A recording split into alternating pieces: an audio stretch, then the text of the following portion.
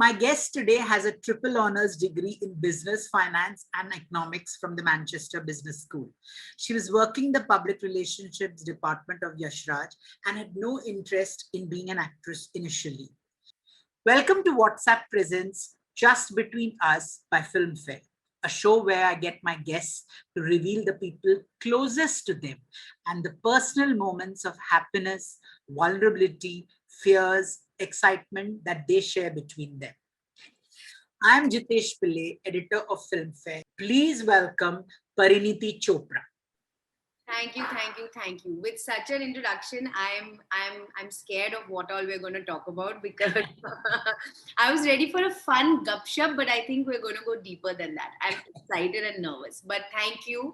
Back in the reckoning, these words have not been used for me for many years, so it honestly feels good. 2021 has been blessing me so far, and I hope it continues.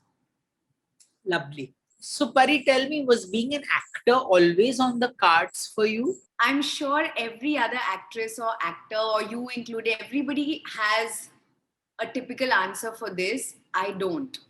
Because my life has truly been a play of destiny and fate. My name Parineeti means destiny, and my life has manifested very true to my name. Because all my life I come from a family where it was told to me कि doctor है या engineer है, बाकी सब careers बकवास होते हैं. I've been told that the only careers that are valid are something that are cerebral in nature. So you either become a doctor or you become, an engineer. Otherwise, you're useless. You've not done anything in life. So I also grew up with that same frame of mind.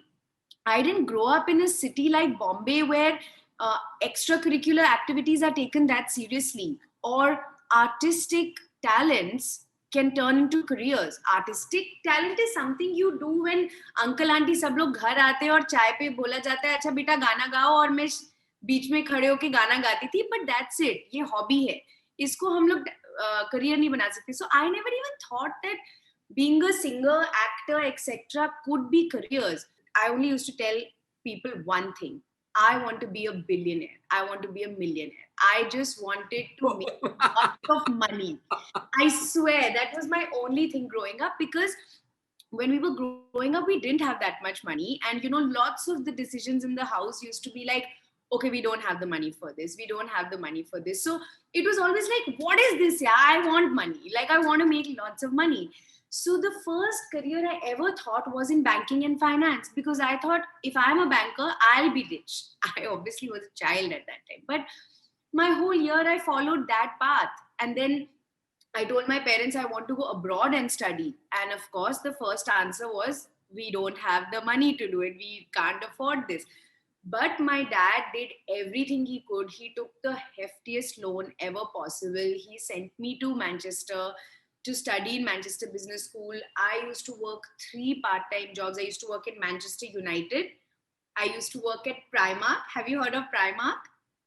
And I used to work in my school, like my university library, just because I wanted to earn as much money and have this thing on my parents. So again, there was nobody I could tell this secret to. I didn't have a secret. Everybody knew what I wanted to do. Everybody knew Pari is going to go to London and become a big banker. That's all. There was no other option.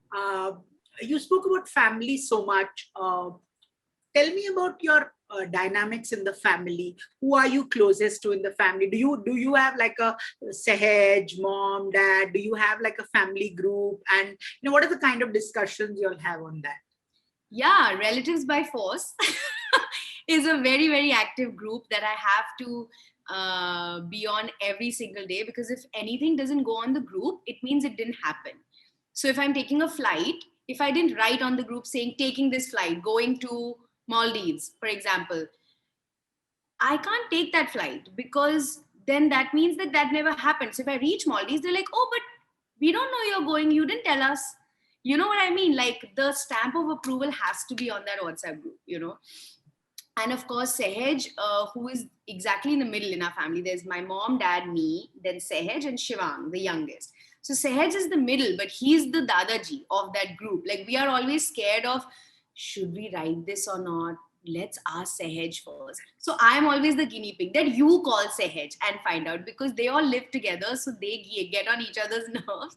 So I'm the guinea pig. So I have to call Sehaj on the side and, pehle set the scene, and then this thing will go to my parents, like that. So Sehaj is the guy to impress in our family. And then between Sehaj, Shivang and I, of course, me. Like if Didi is calling, means something serious has happened. Why is Didi calling? What have we done now?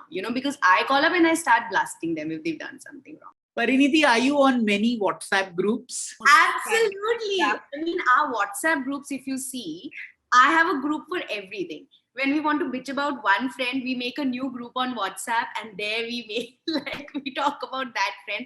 And then suddenly this friend will be like, it's very silent on this group. What's going on? He doesn't know that we've been talking on this group. What were your initial conversations with your cousin Priyanka Chopra like? So at the very beginning, when I joined Yashraj, I was living with her. I didn't have any place to stay in Bombay, so I lived with her for 9 months. Literally, we were roommates, and Bade Papa and Badi Mama, they took me in like a daughter, and I stayed here till I earned enough of a salary to move to. I remember Malad was my first apartment, and so at that time it was the same conversation that this is not really what I wanted to do. I didn't want a life in marketing. I didn't want this. And I used to see her do so much every day. She had no time to breathe. Like, she used to sleep at 2 o'clock in the night, but she was up at 6 o'clock in the morning. She was shooting and people were coming in and out. So much was going on. And I was like, I'm just sitting and doing a 9 to 5 job. This is not enough for me. Like, this is not what I wanted to do. So I always used to tell her that I'm capable of more. I'm built of more. I know I can do more. But then everybody used to tell me, this is the start of your career, take it slow, it'll all happen, etc., etc. Then after that, once I started getting a footing, I started talking a lot to, Manish Sharma, who was the director of Band Baja Barat at that time.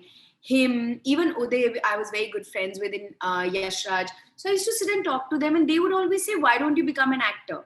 And that used to really piss me off, because I used to be like, you all filmy people, this is your easy way out, कि कुछ नहीं हो रहा है तो actress बन जाओ.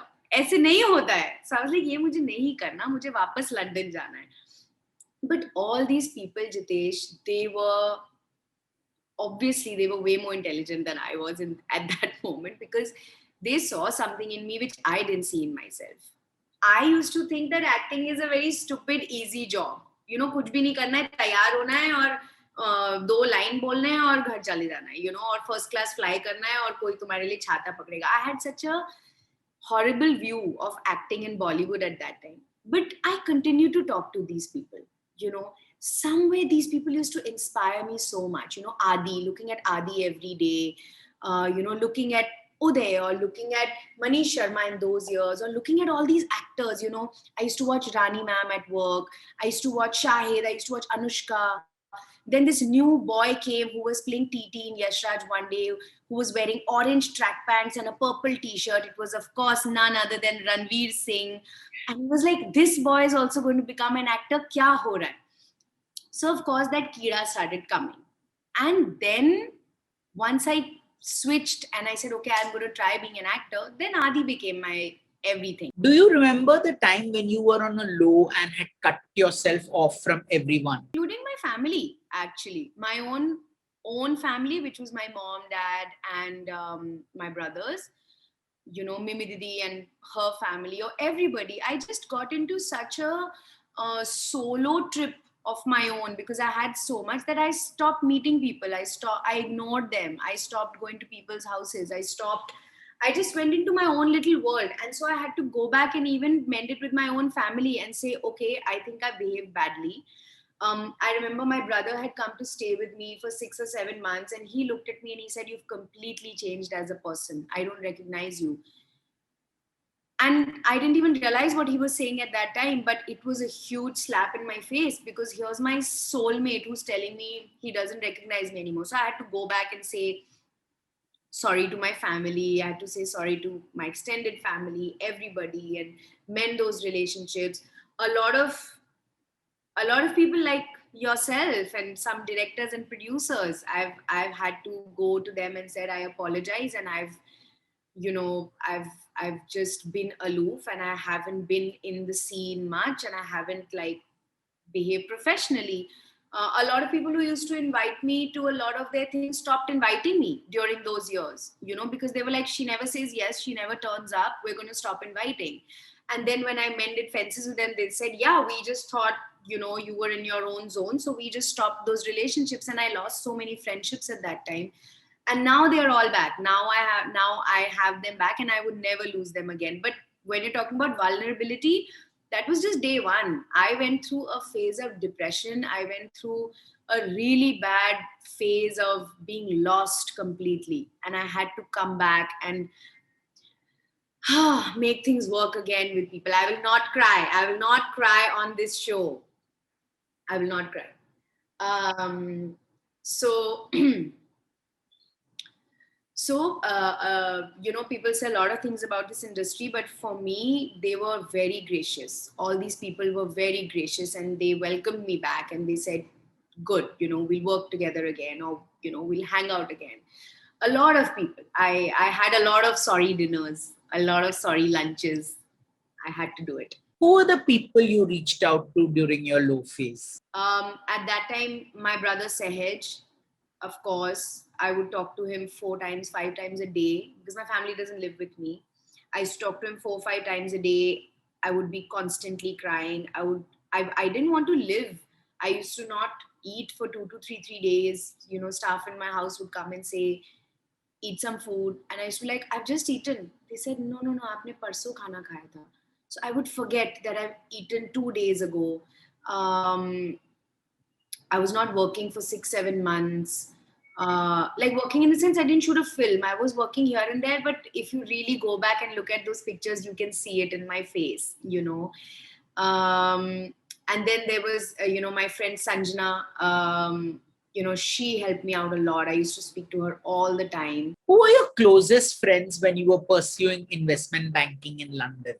Absolutely. My 2 best friends are Shahzeb. He lives in Karachi. And my other best friend is Namrata, who lives in Dubai, but now she's married in Bombay, as luck would have it. These 2 were people who were on the same path as me, people who had come from their countries to make it in the banking world. And all 3 of us were hit by the recession. And we were just looking at each other because we had all taken houses on rent in London, which are not cheap. And we were like, अब हम आ गए हैं, अभी घर ले लिए, अभी इसको pay कैसे करेंगे, क्या करेंगे, job नहीं है. And Namrata and I decided to go back to our countries. Shahzeb stayed back. But till today, we have these conversations of where our life would have been if we had all become bankers that year. And today, our life is completely different. I mean, I'm an actor. Namrata is married in Bombay. She has children. Shahzeb is still in Karachi. He has children. I mean, that's what destiny is, right? We 3 had thought that we would all grow old together in London as bankers, but that didn't happen. But till today, they are my friends. So now to lighten the mood, let me ask you some very, very fun, quick questions. Yes. Okay, the lamest excuse you've given for showing up late for shoot. Oh, lamest excuse. That I got the call time wrong. I thought it was 11, but it's actually 10. The best piece of advice you've got from Mimi Didi. The best advice? She said an amazing thing to me. She said, you have a privilege where your audience expects something out of you. So never let them down. You're not one of those actors that people don't care about. So do your best always. And I think that was the best thing she said to me. The worst piece of advice you've got from someone? People tell me a lot that I should be dating much more because they are dating a lot. And they're like, you should just date everyone and see what happens.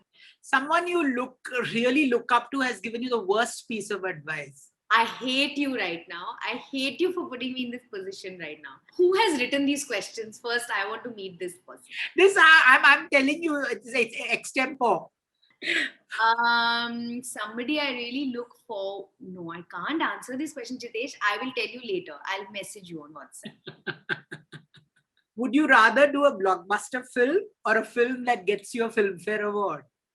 I want a Filmfare award all the time. I only have one so far. I want more Filmfare awards. If you were to invite 5 people from the industry home for dinner, who would they be? Oh, definitely you. I would invite all the boys. Actually, it's going to be more than 5. So I'll invite all my boys, like Arjun, Sid, all of them. I would invite Karan, Adi, because I just love them. And I would call all my girls also. I would call all the. It would be a long list.